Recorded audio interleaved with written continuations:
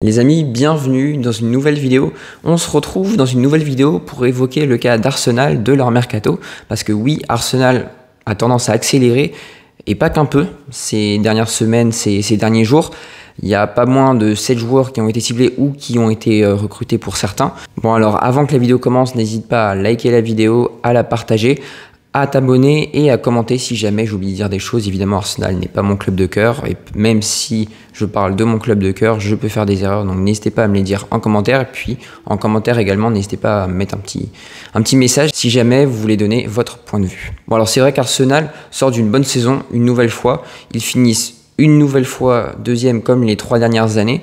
Bon, ils font une demi-finale Ligue des Champions, c'est un très bon parcours. Ils sortent notamment le Real en ayant impressionné avec notamment un excellent Declan Rice. Et je dirais même que la saison de Declan Rice a été assez exceptionnelle. Malheureusement, il y a ce 3e tour en FA Cup, cette élimination face à Manchester United qui fait un peu tâche. Il y a cette élimination également face à Newcastle en demi-finale de Coupe de la Ligue qui est un peu problématique. Et ouais, Arsenal finit encore deuxième. T'as l'impression que c'est l'éternel deuxième, et le petit point noir, même le gros point noir de cette saison, c'est que malheureusement il n'y a pas de titre majeur. Alors évidemment, au cours de la saison, tu as vu qu'il y avait notamment pas mal de manques, notamment offensivement, d'où la miniature que vous avez sous les yeux. Et c'est pour ça finalement que je me suis dit, ok, on va étudier le cas d'Arsenal parce qu'on voit qu'ils vont faire un mercato résolument offensif. Et ouais, quand tu vois les noms des cibles qu'ils pistent, en tout cas, ça donne vraiment envie et on ne peut qu'être hypé. Bon, alors maintenant, la partie besoin. Alors, c'est la partie besoin / départ. On va commencer avec les départs et ensuite, on verra les postes qu'Arsenal doit cibler et qu'Arsenal finalement a ciblé. Et honnêtement, quand on voit la gueule des pistes, ouais, on se dit que Arsenal, s'ils arrivent à faire évidemment toutes les pistes qu'ils ont ciblées, a de très beaux jours devant eux. Bon alors concernant les départs, c'est vrai qu'il y en a pas mal. Tomiyasu, fin de contrat, malheureusement trop souvent blessé. Il est au niveau quand il est là, mais malheureusement il est trop souvent blessé. Thomas Partey là c'est beaucoup plus pour des raisons extra-sportives. Bon, ensuite il y a Jorginho, alors là tu sens que la fin de cycle arrive. Finalement je pense que ses meilleures années sont derrière lui. Ensuite il y a Raheem Sterling, mais alors là j'ai jamais compris pourquoi Arsenal s'était intéressé à lui. Même en prêt sans option d'achat, pour moi le prêt a été catastrophique. Tierney, je vais pas dire un peu à la manière de Tomiyasu, mais on va dire qu'il a vachement rétrogradé dans la hiérarchie avec notamment Lewis Kelly et Calafiori qui sont passés devant lui, si ce n'est Zinchenko, même si bon voilà, Tierney a eu un peu plus de temps de jeu.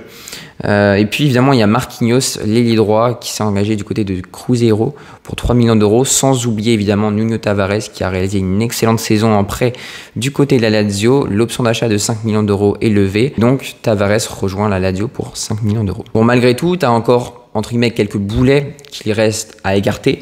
Je pense notamment à Lokonga, à Gabriel Jesus avec encore une fois une hécatombe de blessures pour lui. Trossard, je l'ai mis quand même dedans, même si pour moi voilà c'est pas vraiment un indésirable, mais pour tout ce qui va être âge et fin de contrat, je pense qu'à mon avis c'est le moment idoine pour Arsenal pour le lâcher. Évidemment il y a Zinchenko, et comme Tierney là il est trop loin dans la hiérarchie. Bon alors pour Fabio Vieira, je pense que ça va être compliqué pour lui de s'imposer du côté des Gunners. Voilà, pour moi le 11 semble bien défini et ça va être assez compliqué pour lui de s'imposer. En tout cas voilà, je n'ai aucun doute qu'il saura rebondir dans un autre club un peu moins huppé, je pense forcément. En tout cas voilà, le prêt à Porto n'a pas été dégoûtant, donc je pense que Arsenal peut en tirer une quinzaine de millions d'euros. Et puis enfin, tu as Reiss Nelson. Là, pareil, je pense qu'à mon avis, il y aura pas mal de clubs sur lui. C'est vrai qu'il a quasiment jamais joué pour Arsenal. Malheureusement, il n'a jamais réussi à s'imposer. Il y avait Saka devant, évidemment. Donc là, encore une fois, on va essayer de s'en séparer. Arsenal va peut-être en tirer, je sais pas, entre 5 et 10 millions d'euros, si ce n'est plus. Voilà, je pense que 10 millions d'euros, ça serait pas trop mal. Et donc, finalement, ouais, ça te fait quand même pas mal de départs. Bon, alors, qui dit départ dit forcément arrivée. Mais avant les arrivées, évidemment, il faut cibler les postes auxquels tu dois te renforcer. Ce que je vous propose, c'est de voir ça tout de suite. Alors évidemment le mercato est résolument offensif du côté d'Arsenal, et pour moi et je pense pour tous les supporters d'Arsenal, ce qui a sauté aux yeux, c'est vraiment le manque d'un buteur, le manque de finition, le manque d'un ailier gauche. Pour moi Martinelli c'est pas suffisant, c'est trop léger. Trossard c'est pareil, pour être backup c'est pas mal. En revanche pour assumer le statut de titulaire c'est un peu léger. Donc en premier lieu il faut vraiment un buteur qui est pour moi la recrue absolue à avoir, et évidemment un ailier gauche. Suite au départ de Thomas Partey, évidemment, il te fallait un milieu défensif titulaire et un milieu défensif peut-être dans la rotation. C'est ce qu'a fait Arsenal avec 2 recrues, on va le voir juste après. Il te faut également un DC de backup. Bon, Arsenal est allé chercher un gardien de backup, voilà, là je sais pas si c'était si utile que ça, sachant que Raya fait vraiment le taf et quasiment jamais blessé. Et dans l'idéal de l'idéal, il te fallait un milieu offensif de backup pour remplacer Odegaard, pour avoir ce petit côté créatif. J'ai mis entre parenthèses l'ailier droit de backup parce que pour moi, Nwaneri peut tout à fait jouer à ce poste. Je le trouve de mieux en mieux. Honnêtement, il a une bonne explosivité, il a une bonne qualité de passe et une explosivité balle au pied. Donc voilà, je pense qu'on aurait pu le laisser. On va voir qu'Arsenal est allé chercher un joueur du côté de Chelsea. Et donc ce que je vous propose justement, c'est de voir les joueurs qui sont ciblés, ou en tout cas les joueurs qui sont déjà arrivés. Bon alors pour les arrivées en 25-26, tu as Zubimendi évidemment qui arrive de la Real Sociedad, milieu défensif, donc qui va être titulaire indiscutable. Ça va vraiment être un joueur hyper important qui va ressembler quand même pas mal à Thomas Partey, même si dans l'aspect défensif on va voir qu'il est beaucoup plus discret, il va beaucoup mieux se placer et il va moins avoir ce profil de buffle entre guillemets, si je peux me permettre cette expression. Tu as Norgard évidemment qui vient, alors ça je trouve c'est une superbe recrue pour seulement 12 millions d'euros, bon allez 11,6 millions d'euros de Brentford. Voilà, je pense qu'à mon avis quand on a vu la réaction de Norgard, il est super content d'être là, donc je pense que voilà, 31 ans, expérience de la première ligue, dur sur l'homme, mais également une bonne qualité de passe. Donc voilà, et puis Kepa qui arrive pour seulement, encore une fois, là, 6 millions d'euros depuis Chelsea. Bah là, encore une fois, c'est la recrue parfaite parce que expérience, parce que superbe saison du côté de Bournemouth l'an dernier. Donc voilà, je pense qu'en tout cas, pour ce qui est des recrues officielles, c'est déjà exceptionnel. Bon alors ensuite, évidemment, tu as les joueurs qui sont ciblés. Vitor Gyökeres, on se rapproche vraiment de plus en plus d'un accord total. Vitor Gyökeres, lui, évidemment, il ne veut qu'Arsenal. Il est même prêt à boycotter les entraînements du Sporting. En tout cas, voilà, il a quitté sa femme même, ou sa copine en tout cas, pour ne plus avoir de souvenirs du Portugal et pour se concentrer vraiment sur Arsenal. Bon alors ça m'étonne un peu ce genre de profil parce que pour moi, voilà, on est plus sur un profil du type Haaland qui combine moins dans le jeu, qui est beaucoup plus un finisseur. Et quand on voit les numéros 9 qu'aime bien Mikel Arteta, ce sont des numéros 9 qui ont une bonne qualité technique. Attention, je dis pas que Vitor Gyökeres n'a pas de bonne qualité technique, c'est pas trop mal. Mais voilà, je pense qu'un Sesco, par exemple, aurait été plus adapté. Bon, évidemment, je pense qu'il y a l'aspect financier qui rentre en ligne de mire. Bon alors attention, parce qu'il a quand même 27 ans. Et est-ce qu'il arrivera à faire le switch Liga Portugal Première Ligue? Bah, honnêtement, je suis assez hypé de le voir. Évidemment, tu as Rodrigo qui est ciblé. Alors bon, c'est très très compliqué du côté du Real Madrid pour Rodrigo qui ne joue clairement pas lors de la Coupe du Monde des clubs. Bon, 24 ans, on en avait fait une vidéo, je l'avais mis dans mon mercato idéal. Pour moi, si Arsenal veut passer un cap vraiment pour aller chercher un titre de Première Ligue ou de Ligue des Champions, pour moi, voilà, ça passera par des recrues de ce style-là. Pas forcément des joueurs stars, parce que pour moi, je ne considère pas Rodrigo comme une véritable star. Je pense qu'il peut vraiment bien s'intégrer dans le collectif de Mikel Arteta, donc assez pressé pareil de le voir à l'œuvre si jamais le transfert venait à se faire. Madueke, c'est quasiment fait, on parle d'une somme de 61 millions d'euros. Là, je trouve que c'est pas mal. Après, j'espère voilà, que ça bloquera pas Nwaneri. C'est vrai qu'à Nwaneri, j'aime bien sa polyvalence, tantôt au cœur du jeu, tantôt sur l'aile droite. Voilà, mon Madueke, c'est pareil, hein, très très polyvalent, il peut jouer à gauche, il peut jouer à droite. Bon, récemment, il a plutôt joué à gauche du côté de Chelsea, mais voilà, un peu bloqué par notamment Cole Palmer qui jouait quelquefois à gauche. Mais là, à droite, voilà, je pense que pour le backup de Saka, ça peut être vraiment peut-être un step au-dessus, pour l'instant en tout cas, d'Nwaneri. Nwaneri, je pense, viendra par le doublé. C'est un joueur encore assez brut, qui a beaucoup d'échecs quand même. C'est un joueur intéressant, qui a une bonne explosivité, qui a une bonne qualité de dribble. Voilà, donc je pense que Mikel Arteta saura le polir.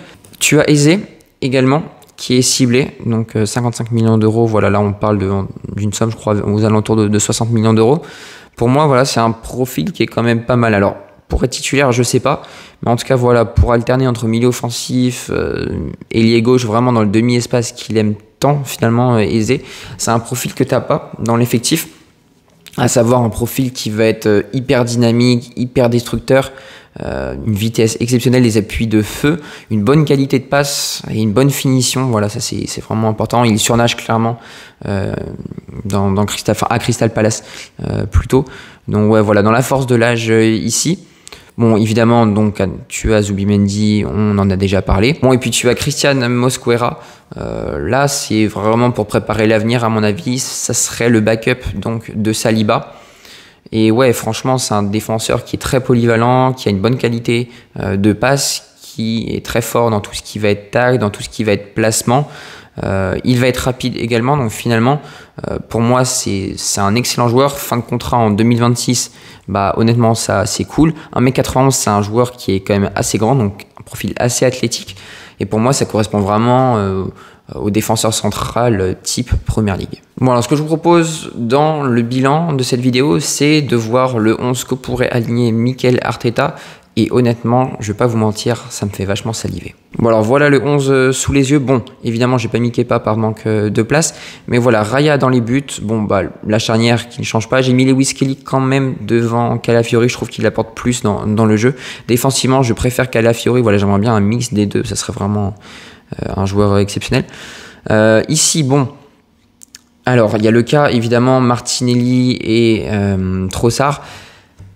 Bon... C'est vrai que j'ai décidé de vendre les deux parce que pour moi, voilà, si Arsenal veut passer un cap, pour moi, je sais pas. Je pense que Martinelli, on a fait vraiment le tour. Trossard, pour moi, c'est vraiment le moment idoine pour le vendre en tout cas. Donc voilà, c'est pour ça que j'ai mis Rodrigo en titulaire, Eze en backup. Bon, on revient du coup en charnière centrale.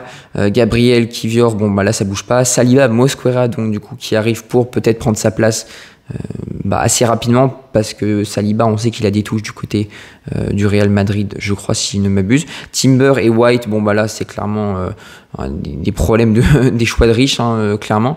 Zubimendi, Norgard. Bon, là, franchement, voilà, je pense qu'en termes de numéro 6, c'est clairement des joueurs de collectif. Odegaard et Nwaneri, là, ça change pas. Rice, Merino, pareil, on bouge pas.